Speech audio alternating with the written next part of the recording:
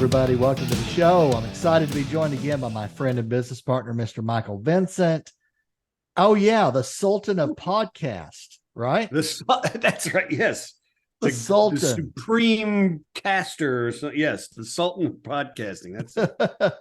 I'm sure you've seen Michael and his podcasting over the years. We work together on fuel reduction, emissions reduction, plastics waste reduction, all with monetary gains. So that's fun work. All true. It's all true. And I love it. It is great work. And I'll tell you what, Andy, I had one of those mornings today where I got thanked by like 3 different people for what I'm trying to do. Right. Very cool. I mean, it's almost better than money. Almost. Yeah, almost. Right. Almost. No, it really is. It really is good when you have people that are going, hey, dude, keep it up. Keep rolling. Love what you're trying to do. And that makes it worth it. You know what I'm saying? I do. Absolutely. In fact, the number one need of a human, I found out through some sort of psychology class, is to feel wanted. Really? Is that why they say like a slap on the back's better than a raise? Maybe so. Yeah. Maybe so. Maybe I'm not human because that never did it for me. I think both is better. I agree. A slap on the back and a few extra bucks. Now you're talking. Now we're cooking. Yeah. Are you cooking with vegetable oil or animal fat oil? Oh, that's a good question. Yeah. Ooh, our big topic our big topic for today is your biodiesel may not be vegan. Right? Yeah, that is yes, that is 100%. When you think biodiesel, you think, oh, it burns cleaner, greener. I think most people think it comes from vegetable oil and different things. But you sent me an article. Yeah. And it was all about animal fats and the use of animal fats in biodiesel. That's right. farmenergy.extension.org or something like that, right? That's right. farmenergy.extension.org talks all about, the fat and oil production in the United States, and it talks about fuel. But, it says about 1/3 of the fats and oils produced in the United States are animal fats. And then it goes on to say, animal fat feedstocks can be made into high quality biodiesel that meets the ASTM specifications for biodiesel. Yes. So you may not be driving around in your Volvo running on vegan. Now listen, I have relatives that are vegan. I am not, although I eat vegetarian a lot. I rarely eat red meat. Yeah. I would call myself like a 99% pescatarian, if you will, fish and then everything else, right? Yes. But I imagine that if somebody's listening to this in a car, they may be swerving off the road going, uh-oh, I got to check what biodiesel I'm using. What's in my biodiesel? Right. They're strict vegans. And if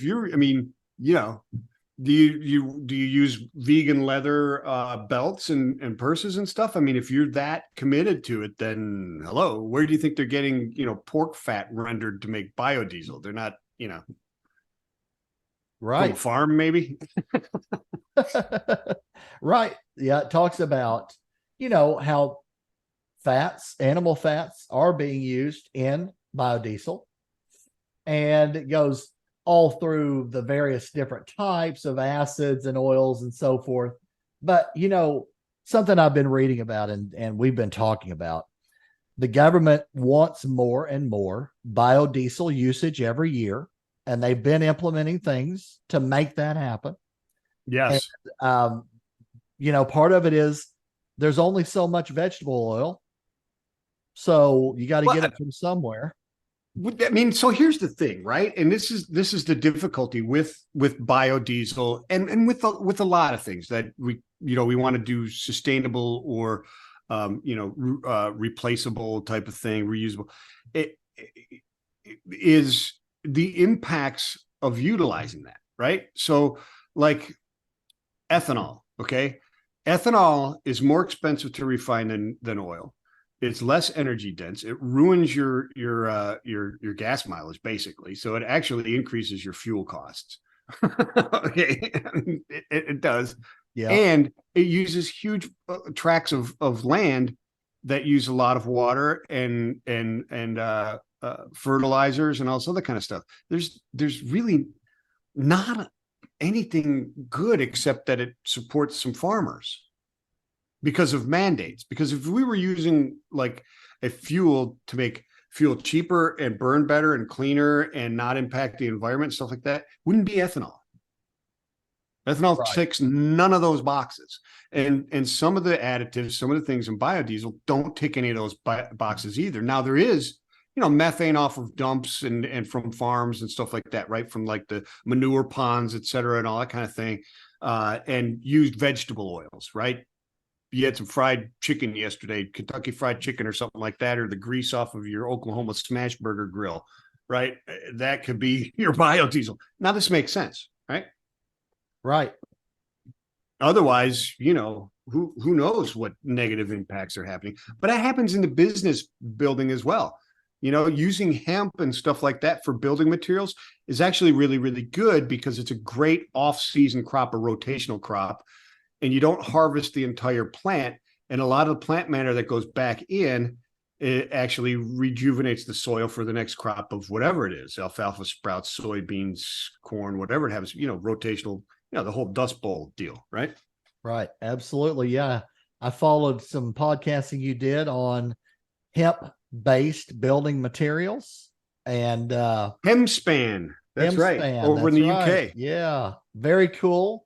Very intriguing. Yeah, because it's like it's a weed, dude. You throw it in and it grows. Any teenager who smoked pot in their bedroom when they were 15 years old and threw seeds out the window realized that about a week later. Sounds like I'll have to ask you offline about that experience. I've heard about. I heard. Exactly. It was in college. Leave me alone. Yeah, I never inhaled. That's right. Exactly. Never inhaled. Oh man. But then you also sent me another thing about from the Department of Energy, and it's talking about biodiesel blend mandates. And in particular, we were looking at Minnesota, and basically a certain amount of, well, it just says during the months of April through September, diesel fuel sold in the state must contain at least 20% biodiesel B20. Diesel fuel sold during the remainder of the year must contain at least 5% biodiesel B5. From April 1st to April 14th, diesel fuel sold in the state can be a lower blend than B20, but not less than 10% biodiesel. So for those 13 days. That's right. For those 13 days. Have you ever gone to the shop? Do they have this where you live, where you can go and do tax-free shopping before school? Yes. Yeah. Mm-hmm. Okay. Is it a madhouse? I don't go. We have done it a few times over the My years. wife goes, and I bet it is. Yes. It can be an absolute crazyville. Oh, I'm sure it's insane. It's like Black Friday. I'm sure it's like Black Friday, right? Yes. Yep. Hey, I've lined up outside of like Sam's Club and Walmart at 3 a.m. for Black Friday before. I have too. I have too. The closest I ever got was 3rd, dude. Unfortunately, I have a truck. So there was this Black Friday special about 3 years ago on a 65-inch big screen. Mm-hmm. I ended up having to pick up 3 of them. There you go. Right. Friends or family. It was all family. I want one of those. Oh, since you're going down. Since you're there and you got a truck. Yeah. So you had to kill like 4 innocent people just to get those 3, probably. But yeah, we do have that. But so let me ask you this. What do you suppose, or do you know why the difference in the blend percentage in the summer versus the winter? Do you know? I don't. I'm honestly asking if somebody else out there knows. I've got a good guess, I think. All right, let's hear the guess. But I'd love to hear comments from the audience. They're saying from April through September, it has to be at least 20%. when I think about the growing season, in most places, April through September kind of falls in line with that. Whereas once you get into September through April, it's lower. It's B5, 5%. And it's a little harder to harvest that much. That's my guess. It's also travel season in the summer, right? That's when gasoline across the country goes up too. It right? is. So maybe that's it as well. Yep. Probably both. Now, these not picking on Minnesota at all. This is just an example. Because these are across the states all over the place. And the federal government does not mandate a blend, right? But they mandate, don't they mandate it by the oil refinery, right? Or something? They have levels of biodiesel, and it increases every year, right? Okay. The EPA has set guidelines on the amount of biodiesel that must be consumed by industry every year, and it goes up every year, right? So I've heard stories from executives that say they're talking to the EPA and they're asking them, can you insert more of the biodiesel into your fleet, and working through that. The tricky part for them is biodiesel is lower fuel economy. So the cool thing that you and I are doing with the Cyberfuels is improving fuel economy while running a biodiesel blend. Right. So it offsets that negative impact of the biodiesel fuel. I mean, biodiesel fuel is good for emissions, right? But it's not so great on your engine wear and tear either, right? Or the MPG. Does it reduce the viscosity and lubricity or no? I honestly don't know on that. Okay. Because I know that like the sulfates, removing the sulfur from the causes a loss of lubricity, right? That's right. Yeah. So the oil refinery uses a process to desulfur the fuel, right? And that process of taking it out removes some of the lubricity of the fuel, right? Right. So yeah, the more they take out, the less lubricious. Don't go there. That the fuel is, right? Oh, I've never used a lubricious fuel before. Yeah. But yeah, exactly. Yeah. So Michael and I had a little bit of a Scrabble debate about a week ago on is lubricious a word or not? It actually is, and we were using it completely incorrectly. Well, no, there's two meanings for it. Okay. There's the one, and then the lubricious number two meaning is actually lubricity. It really is. Yeah. But the first one is being flirtatious, basically. And that, that was not the intended use of the word. Exactly. That was not the intended use of the word. Right. But it was funny to discover that after the conversation. Go, maybe we need to edit that podcast a little bit closer. Oh, that was a fun segment. So they're pushing the biodiesel fuel, right? I mean, but it's like you said, it's not.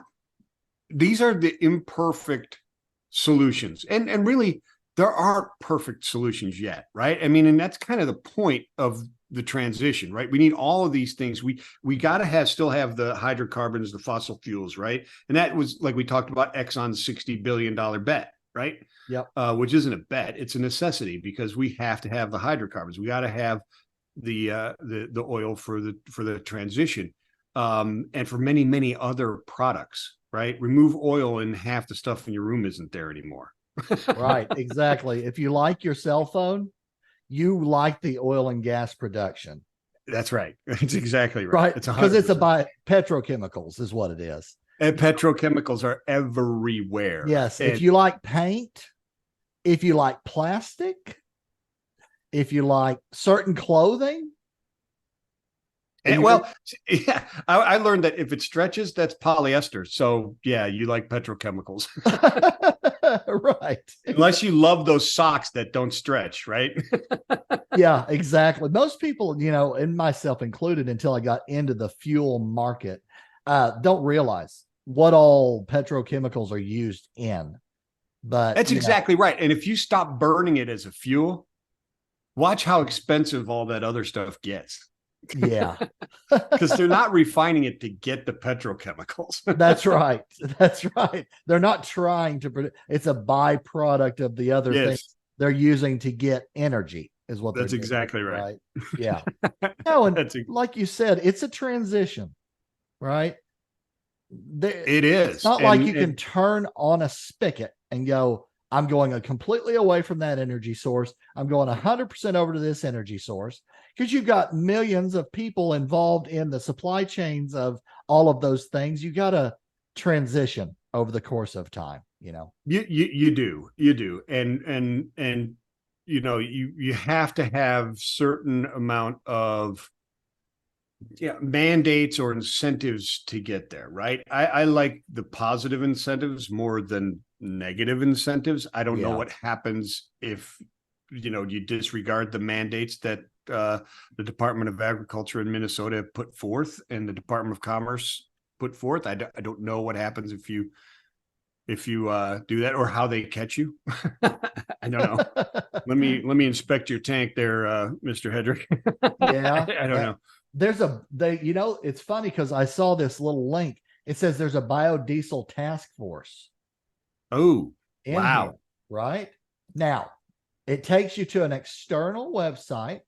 It's a part of the Minnesota Department of Agriculture.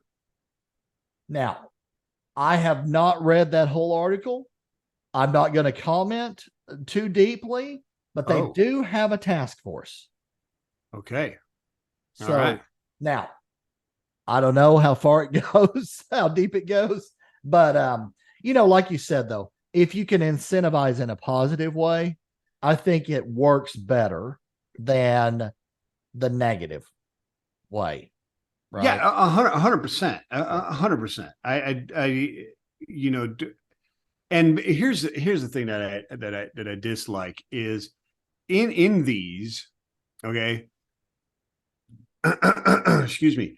When you go through like the EPA mandates and so on for different blends at the refinery side, right, and others, you can buy credits, right, from others. Yes. I don't like that. Okay, we can, if you want to discuss it further, we can discuss it further, but becomes a touchy point with people. I don't dig that, being able to buy your way into being sustainable or green. I don't. That's not. You can't buy away a gigaton of carbon going into the air, which is, by the way, 10,000 fully loaded aircraft carriers. That's what a gigaton is. So yeah, that's a lot. No, and the cool thing is we have technologies that help you save money while going greener. So exactly. OPT USA and the plastics and resins. You got Cyberfuels on the fuel. Exactly. Go greener, go cleaner, and save yourself money at the same time. That's exactly right. That's exactly with the Cyberfuels. You can just say, what is it, average of 20%? Is that right? Average of 20% fuel economy improvement. There you go. And you're lowering emissions, particulate matters at combustion, right? That's right, at the combustion chamber. Which, if you know anything about diesel engines and DEF, et cetera, that is a very positive thing. And net fuel savings, net savings after the cost and everything of getting that thing done. And I heard that you'll pay for my test if it fails. Is that right? I have a money back guarantee, at least 10% fuel economy improvement, money back guarantee. Now we're averaging 20%. So I know it's a safe bet. It's a good bet. But a 10% fuel economy improvement is like a game changer. I got you. But you don't have like a two-headed coin or anything like that.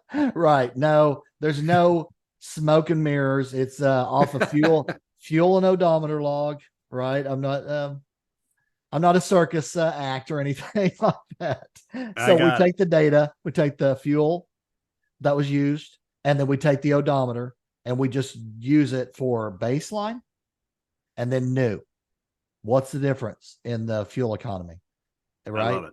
So yeah. It's on your vehicles in your life. It's not this type of engine running on a track somewhere in perfect conditions and environment versus what you normally get on your trucks out in the field. No, it's used with your trucks out in the field, and it's guaranteed, Right. and it's insured too. I mean, and it passes the Magnuson Moss Warranty Act, all that type of stuff. So it's not like, oh, well, sorry, your engine exploded, but we did show you 10% savings.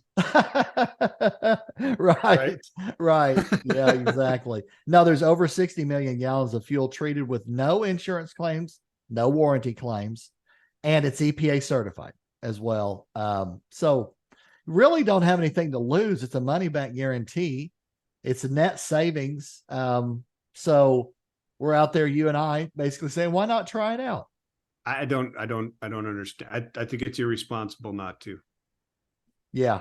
When you can save money while going greener, all those pesky questions in your RFP about what you're doing for greener, Check. you got an answer. Here, I did this. Look what I did. Yeah. Right? Check.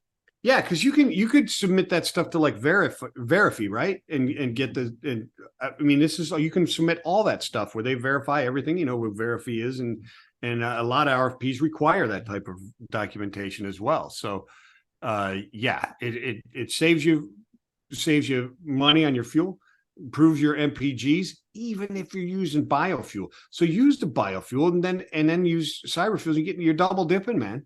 That's right. You're saving money. You're improving the performance of the engine, actually, because they're more responsive, right? You've got anecdotal evidence. Well, you've got energy evidence that it improves the operation of the engine. Yeah, and you're reducing matters. We got a study from SGS on cetane number. There you go. And it was up by 20.2%. Okay, now that sounds significant. Yep, yeah, and that's just one of the benefits, right? Is the cetane boost. But yeah, it's a big part of it, though. Is this? Well, I mean, it's something where you're putting this into, like, you tell your drivers, hey, we're going to biodiesel, and they start driving it, and now their dragonfly turns into a tug and roll, right? I mean, you know what a dragonfly is. I don't know if is that still a relevant term now? I haven't heard that one, actually. Okay, well, you're from Flatland. You're from Oklahoma. So in Pennsylvania at Roadway Express, right, back in the day, drivers would complain about dragonflies because they would drag up the mountain and then they'd fly 90 miles an hour down the other side. Oh, okay. Right, they're called dragonflies. Gotcha. That makes but what sense. It is it's the performance, because once you got triples tractors, all the drivers, whether they were pulling triples or not, fought for those tractors, because a triples going across the Pennsylvania Turnpike had to maintain a certain speed, otherwise they were illegal. Oh. So they were much more powerful. So if you could get a set of pups or a single 48 with a triples tractor, you were cruising. There you go. Absolutely. Yep. Yeah. Back so my point is, you put biodiesel in your engine, it doesn't perform quite as well because the energy is less and the MPG goes down. You throw in some Cyberfuels with it, all of a sudden the engine performance goes up and your driver's is fat and happy, rolling. That's right. That's right. I was just going to say, back in the day of the trucking software world that I came from, you would have these route plans, right? And the most seasoned guys got the best routes. I wonder if that still goes on. Oh, I'm sure it does. I would think so. Probably so. Yeah. Well, we called it a hog board in the line haul world back in the union days at Roadway Express. Yeah, had a hog board. Yeah, absolutely. And your guys that had been there for a long time, they got the best routes. Yeah. Oh yeah, they did. Absolutely. They did. Well, keep those guys happy. I still remember them. Absolutely. Well, this is a fun subject. There's so many things we can talk about on the biodiesel front, which we will. We'll cover more things in the weeks and months ahead. So I guess that'll put a wrap on this show. Thanks for joining or listening, everybody. And we will see you again soon. Yeah. Check your biodiesel. Make sure it's vegan, bro. That's right. We'll see you on the next one. Take care, everybody. Peace and love.